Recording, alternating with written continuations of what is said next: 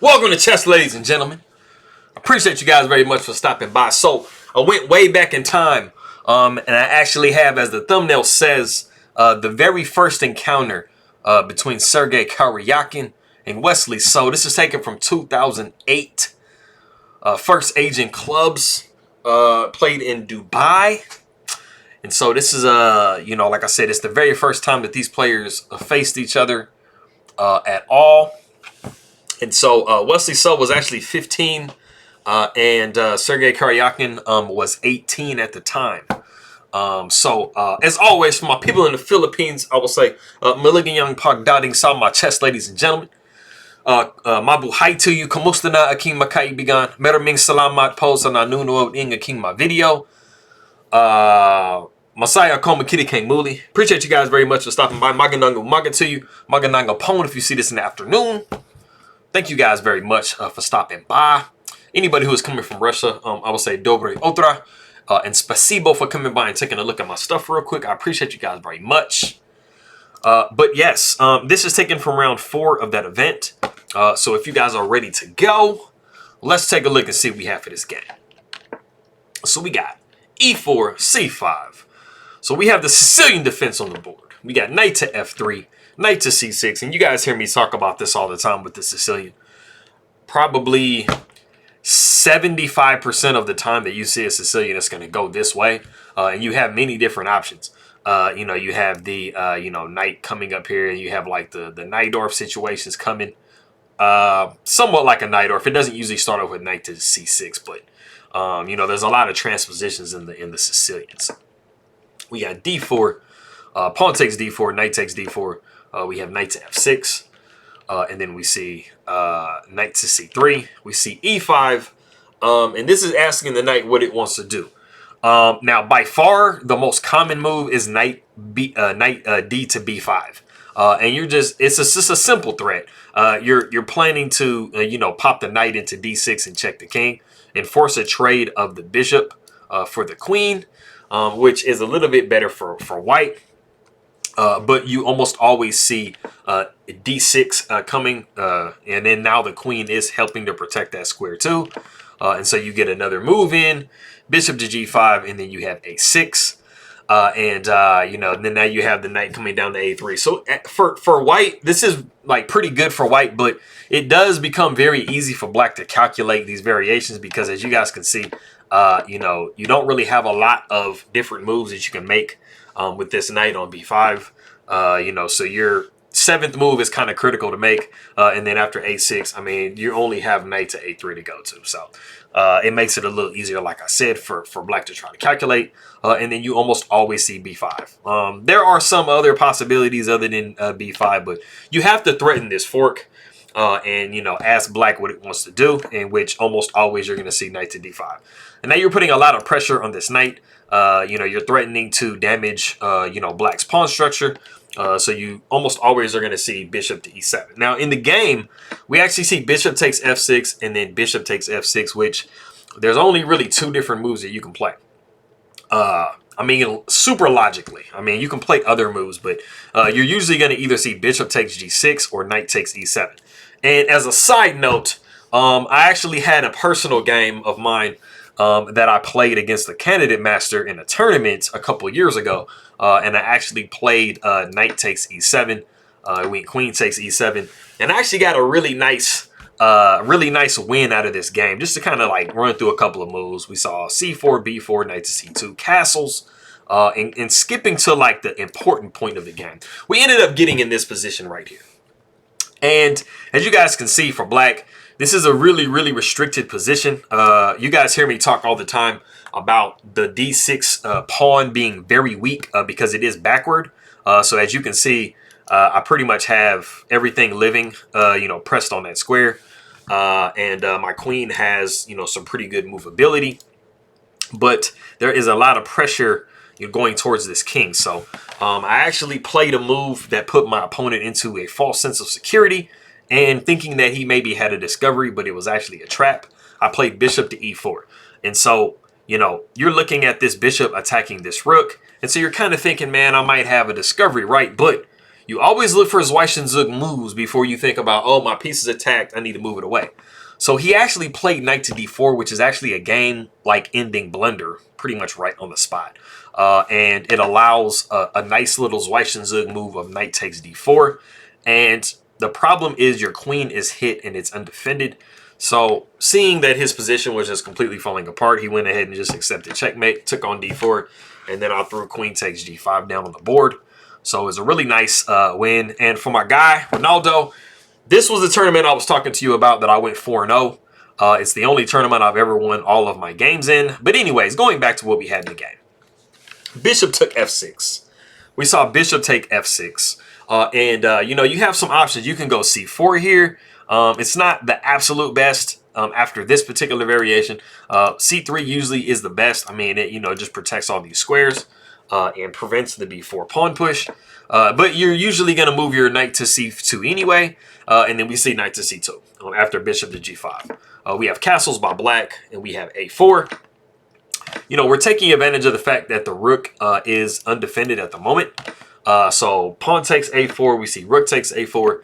We got a5. You know, we're thinking of maybe some possibilities of like bishop to a6 type situations coming up. We do see bishop to c4, rook comes to b8, and then we do see b3. You know, like I said before, this c-pawn is doing pretty beautifully. It's preventing anything from dropping down into b4 or d4. And so at some point, you know, you're probably going to want to move your rook back down, you know, get castled, stuff like that. You definitely have a lot of pressure on this king side. And it's kind of crazy because in this particular position, it's not really that bad for the king to remain in the center of the board. I mean, you have things fairly closed. You don't have a lot of open lines for like black's pieces, so you're not like going to be subject to a really crazy attack. So that's the difference. When you have a closed position, yeah, you need to make sure that you get in a corner. But if the position is somewhat closed and like your opponent's pieces don't have a lot of good lines to, you know, really just start making an attack on you and stuff like that, I mean, it's not so bad to have your king in the center. We do see king to h8. Knight c comes to e3, and that's another like logic behind the knight the knight literally going through all of this. The knight going through all of this and coming back down here, and you see the like you see the you see the travel of this knight. It literally went from g1 all the way to e3, and it took like 7 moves. But anyway, it just supports this pawn on d5. You know, you guys are aware that when you do have a backward pawn for your opponent, you always want to you know, make sure that you're defending the pawn, the square in front of that pawn, so that way it makes it really hard for it to push. So that's what these knights are perfectly doing. So we do have g6. We got h4, which is a pawn sacrifice. You know, giving up a pawn for some you know, activity in the you know, with this now it's going to be an open file. So you know, there's a little bit of more play towards the king. So bishop takes h4, you do see g3, and so now you do have a completely open h file, which, I mean, it's actually a really nice, you know, sacrifice for white. You do see f4, pawn takes f4, pawn takes f4, bishop comes back down to h4 with check. And the crazy thing about it is you do have king to d2. So it's like, it looks bad. It looks like, man, this king is going to get killed. But, I mean, there really isn't any great way to attack it. I mean, you have everything pretty much taken care of. I mean, and then if the king wants to, it could come up to d3 and protect this pawn.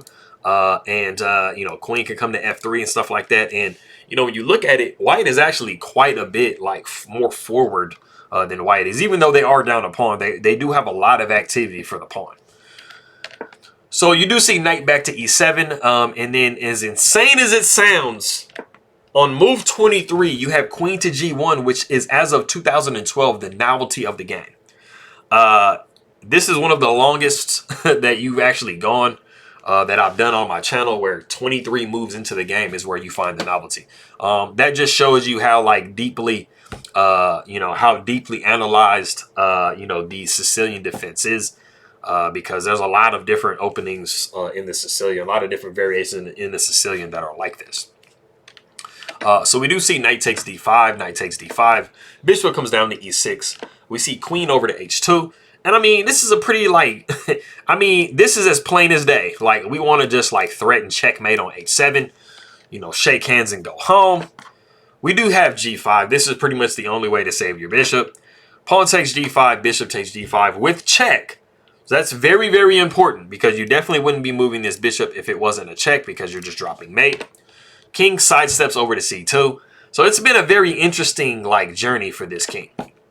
We do have h6, and these are pretty much only moves that you're seeing, like, you know, black being able to play to save the game. Rook 8 comes to a1. You know, we're swinging this over. We're trying to, you know, threaten this bishop, and so we can get some checkmates rolling. Rook comes over to g8. We see rook a to g1, and then we have rook down to g6. Not only do we have to try to, like, defend this, but we also have to make sure that we're defending this pawn as well. So knight comes down to f4. We see bishop takes f4, queen takes f4, and then we do have queen to f6. And you're starting to get in a position where this is kind of unfortunate that you are down a pawn now. And so, you know, black definitely wants to try to force a trade. So we've actually reached a point in the game that if you do want to pause the video and see what Sergey Karjakin plays in this position, go ahead and do so.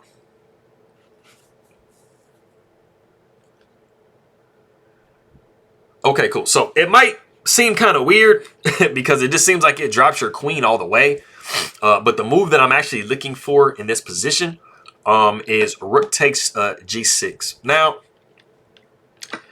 queen takes f6 is actually possible as well. They're both about the same. They're both triple zeros. Triple zeros. They're both triple zeros. It pretty much ends up being around the same thing. I mean, this is check, so I mean the rook would take care. I mean, you're still roughly in like the same position, but is this actually a little bit more spectacular to go rook takes g6? And there's a little bit of a trick involved in it. I mean, you definitely can't take care because you're going to be looking at rook takes h6 with check, and you're going to be losing your queen. So you definitely can't take back that way.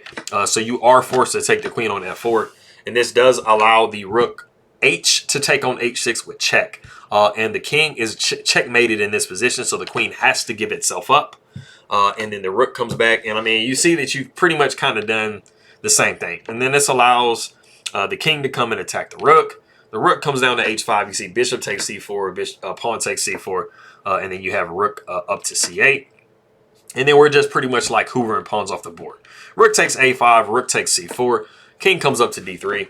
We see rook up to c6. We see king up to d4, king down to f6. We have c4, king comes to e6. We see rook to h5. Rook goes over to a6, and then we have c5. And it is actually in this position that the players do agree to a draw. And you might be wondering, like, okay, why are they agreeing to a draw? Like, it still looks like there might be a little something left in the position. Well, the thing about it is pretty much every single variation that you're looking at from here is just all triple zeros. There are many different ways to draw this position. It's mostly like due to the like unique position. Like these pawns are in tension. So they're going to be exchanged off. And then you basically have these pawns here that are going to be opposing each other. So one can't really push. So if I just kind of show you guys just an example variation. Pawn would take on c5. Rook would take on c5. You'd see f6. The king would come down to e3. We see rook down to a4. We see king to f4. Trying to make some progress. Rook down to a1. We're going to come in. We're going to start checking from behind. And this is like what I've mentioned before as far as like checking distance. You know, you can definitely put your rook down here, but it just allows this king to be a little bit too close to your rook. So putting it down on a1 gives yourself the farthest distance you want, you can get. So, you know, putting it down far this way, bringing it way far this way. You always want to try to put your rook as far away from an opponent's king as possible, so you don't have to worry about him getting too close. Rook would come up to c6 with check. King would come up to f7. King would come down to e3. Rook to a3 with check. King comes down to f2. Rook to a4. King to e3. As you guys can see, basically, this king is going to basically be hovering around these squares, and this king are going to be hovering around this square. And I mean, both sides are pretty much going to be able to like endlessly check the other. You can't really push these pawns, like I said, because they're just going to be automatically captured. And then you have a rook and king versus a rook and king, which, as you guys know, is completely drawn. You'd have to horribly blunder somehow to lose a rook and a king versus a rook and a king. It's just like completely dead drawn. So that is that game. So that is, like I said, the first Sergey Karjakin and Wesley So encounter with each other. So I appreciate you guys very much. Whenever there is not a tournament, which I'm pretty sure there isn't right now, unless I'm mistaken, as far as Wesley So playing. I just go back in time and, pick some just other games, or, I just always want to try to feature a Philippines player from our people in the Philippines, which are a majority of people that are watching my stuff. So if you have any games you'd like for me to do, let me know. It's pretty up in the air. There's not like a secret formula to these games. Sometimes I post videos and they do really well. Sometimes I post them and they bomb. They've been kind of, not doing as well as the past recently. So it's just kind of just up in the air. So like I said, if you have any type of specific games between specific players or a specific player that you'd like for me to do, I would prefer for it to be a Philippines player, but why not? I'll do any game that you guys want me to do. So just like either suggest a person or suggest a specific matchup, and I will work on getting that posted for you. So I appreciate you guys very much. Maraming salamat, aking makaibigan. Spasibo for my people in Russia, and I will see you guys next time.